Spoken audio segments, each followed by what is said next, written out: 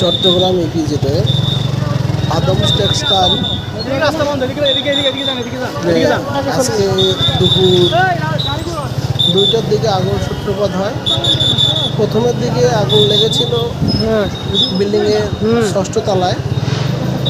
ধীরে ধীরে এই আগুন ছড়িয়ে পড়ে অন্য তলায়।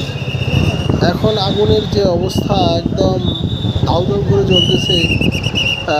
পার্শ্ববর্তী আরও 2টা ফ্যাক্টরিতে আগুন লেগেছে এখন পর্যন্ত জানা খবরে। আগুন দাউ দাউ করে জ্বলতেছে। আর আগুন নিভাতে আজকে বেশি এই সিপিজেডে স্পেসিফিক জিন্স নামে একটা ফ্যাক্টরিতে আন্দোলন করেছিল, রাস্তাঘাট অবরোধ ছিল, সেক্ষেত্রে ফায়ার সার্ভিসের গাড়ি পৌঁছাতে দেরি হয়, যার ফলেই এই ফ্যাক্টরিটাতে আগুন নিভাইতে দেরি, ফায়ার সার্ভিস যাইতে পারে না সহজেই।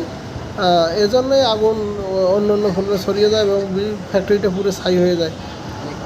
আজকে অসহায় হাজার হাজার শ্রমিক হয়ে গেল।